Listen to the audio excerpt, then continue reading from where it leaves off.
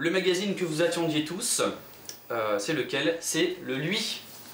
Le Lui avec une merveilleuse photo, tiens, petit Stéphane pour tenir le magazine, de notre amie Virginie Ledoyen, avec un chat entre ses deux jambes. Alors je sais pas du tout à quoi ça fait référence. Ça c'est une chatte, Léo, tu vois. Oui, une chatte, voilà, entre ses jambes.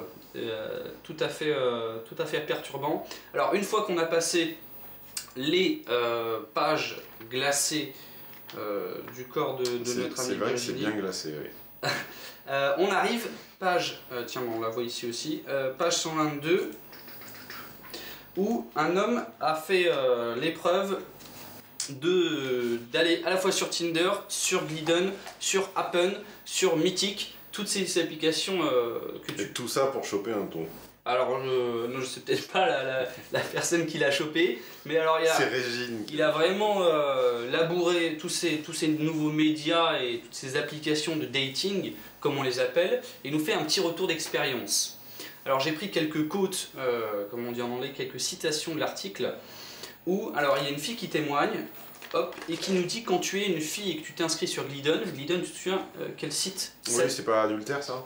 C'est ça, c'est un site qui était, je cite les pubs, pensé par les femmes et qui promeut... non, c'est un site qui est plein d'hommes et plein d'animatrices qui font semblant d'être des femmes, parce qu'il est évident sociologiquement que t'as pas une proportion équilibrée d'hommes et de femmes sur un site d'adultère. Puisque par définition, je n'ai pas la peine que je rappelle des évidences, vous savez ça. Alors, du coup, il y a une fille qui témoigne et elle nous dit quand tu es une fille et que tu t'inscris sur Glidden, ça clignote dans tous les sens au bout de quelques minutes, mais tu parles à de tels bourrins qui ne pensent qu'au cul et tu fais très vite le tri. Encore une expérience que tu dis finalement désastreuse. Pour une fille, c'est un enfer, c'est presque une jungle. On a aussi ce chiffre, un tiers des Français déclarent avoir été ou être inscrits sur un site de rencontre. C'est un chiffre en explosion totale. Oui, comme je l'avais fait dire à Stéphane Rose, que j'avais interviewé pour son livre Misère sexuelle. D'ailleurs, ils en parlent de Stéphane Rose dans cet article. Voilà, je lui passe le bonjour à Stéphane, comme je l'avais souligné dans le podcast, un des premiers podcasts qu'on a mis sur iTunes d'ailleurs, sur misèresexuelle.com, son livre de l'époque, qui doit remonter à 2 ans maintenant. Un site de rencontre, adultère ou pas, ne fait que montrer la laideur de l'homme dans son être collectif.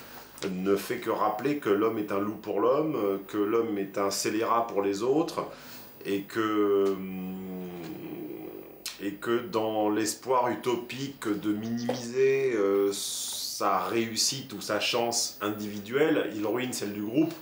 Ce qu'on appelle ce que René Girard le fameux René Girard a théorisé sous le nom de Désir mimétique. Rivalité mimétique. Ah mais non, le désir mimétique, c'est je veux une telle parce que tu la veux. Oui. Là, c'est pas ça. C'est rivalité mimétique masculine. Et donc, ce choix systématique d'une stratégie individuelle de maximisation par la quantité d'approches aux dépens de la réussite du groupe, qui est en plus, quand on y réfléchit bien, fondamentalement, quasiment, on ne le changera pas, ça ne pourra aller que dans ce sens-là. Je me bats contre des moulins à vent, puisque c'est presque la logique du combat politique. C'est-à-dire que si l'élu avait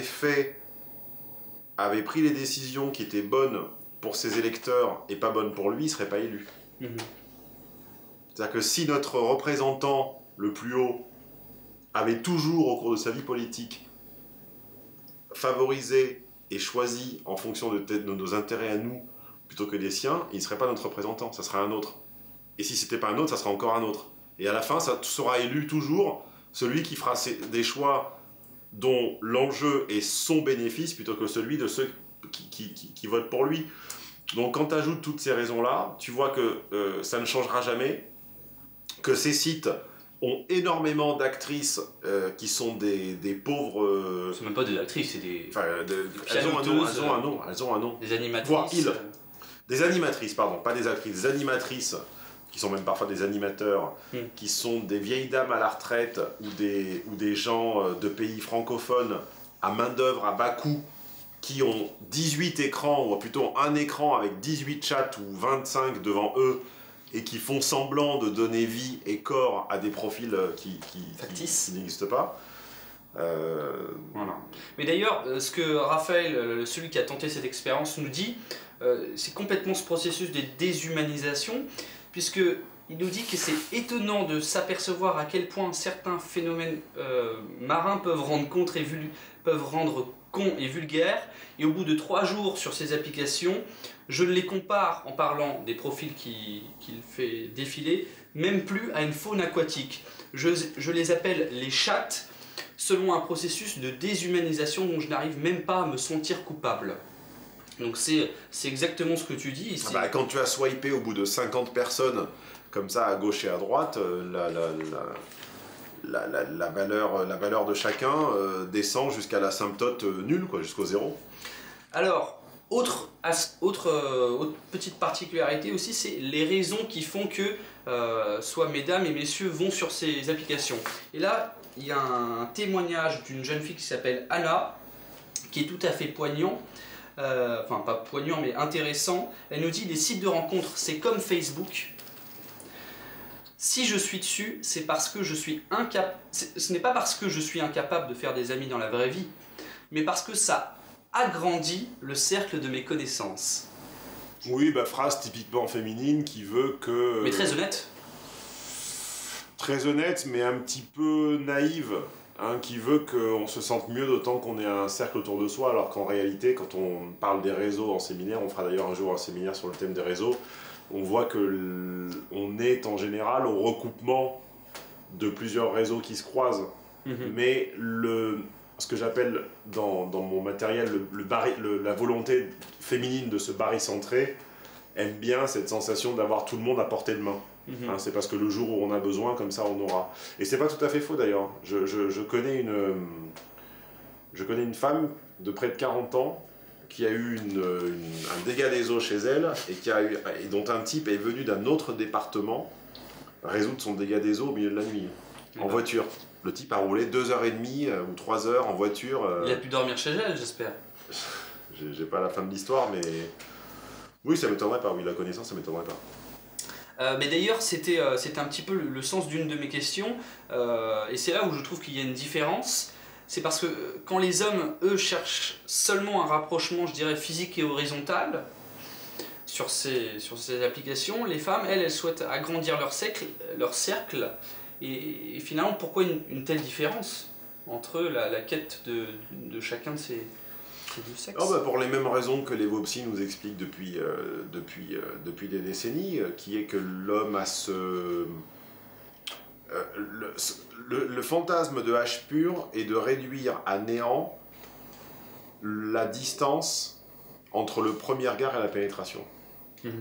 Ça, c'est le fantasme de H pur. Le fantasme de H pur est de pouvoir formuler à une femme inconnue un désir physique, qu'elle ne s'en offusque pas, voire qu'elle l'accepte. Ça, c'est le fantasme, admis ou pas, de chasseur animal de H pur. Le fantasme féminin, on le sait, n'est évidemment pas le même. Il est de pouvoir jouir à tout moment d'une infinité de potentialités au niveau des ressources.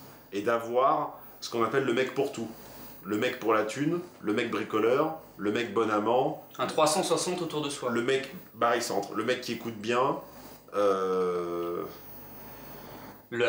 l'amant, tu l'as dit. Prof, le cuisinier. Le type intéressant qu'on va emmener quand on va avoir une expo pour qu'il nous explique, pour qu'il nous donne vaguement 2-3 détails à ressortir après. Comme le court-métrage qui avait fait les hommes étaient loués comme des Vélib. Oui. Voilà. Que je vous invite d'ailleurs à revoir, qui était très, très amusant et assez véridique d'un comportement, d'une mise en image, un comportement bien réel. D'ailleurs, l'un des fondateurs de Happen, je ne sais pas si cette application-là tu la connais, Happen, c'est retrouver qui tu croises dans la rue.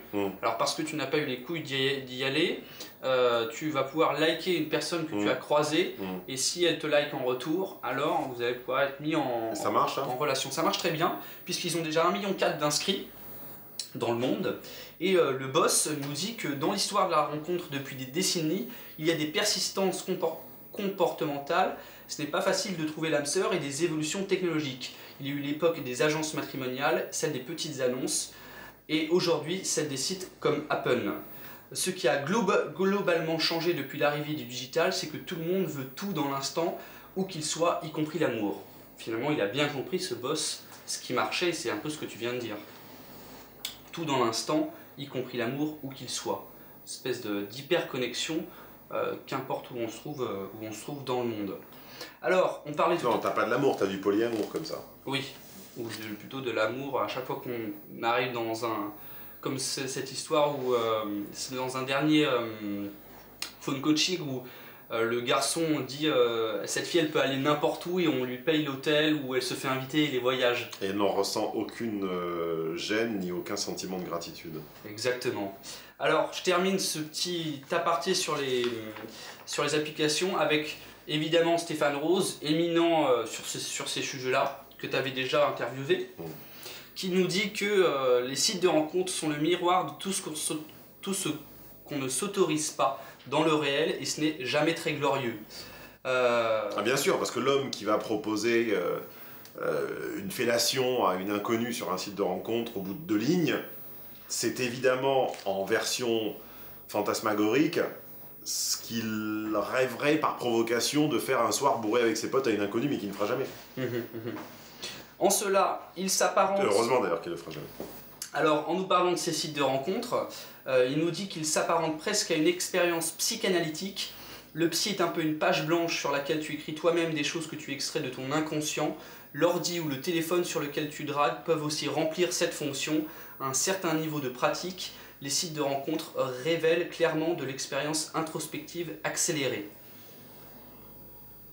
Compliqué comme passage. Mais pour le moins intéressant. D'ailleurs, business du dating qui n'en finit plus. Non, c'est pas si compliqué que ça. Ce qu'il nous dit, ou plutôt ce qu'il ne nous dit pas, mais que je rajoute et que je comprends, c'est que avant, on apprenait l'amour avec la bonne. Il y avait cette fameuse expression des amours ancillaires, d'ancillaires, c'est-à-dire qu'on apprenait le désir avec la bonne, on apprenait l'amour avec... la voisine, sa tante ou la fille du jardinier, et grosso modo on arrivait à un bagage certes limité quantitativement, mais une telle patience et un tel temps de projection, d'introspection et de tentative de comprendre les sentiments qui nous animent, que finalement on arrivait au mariage ou à la rencontre officielle réelle presque plus formé que quelqu'un qui aura justement, par son impatience et par son incapacité à différer sa gratification, une séquence de malades, de dingues, de plans cul, et aucune réserve de curiosité pour le côté pas pour le côté du derrière, comme dit Lucchini, dit Céline, mais aucune réserve de curiosité pour justement la compréhension de l'enchaînement logique entre ces plans cul. Ne pas comprendre ce qu'on fait et continuer à le faire, c'est souffrir, comme disait Stevie Wonder dans Superstition. Certainement. D'ailleurs, ces applications de dating, elles en finissent pas, Stéphane. Aujourd'hui. Mais non, mais chaque fois, je parie que je vais arriver à deviner la prochaine et je n'y arrive jamais. Et non, chaque semaine, j'en envoie. J'ai pas deviné Apple, j'ai pas deviné. Je t'en envoie des nouvelles. Ouais. Donc les dernières en date, pour choper des fumeuses de ganja, Heiser, gluten pour choper des gens qui mangent pas de gluten, Wigman pour choper dans l'avion. Ça ne va jamais s'arrêter en fait. En plus, l'avion, c'est facile. En plus, l'avion, c'est facile.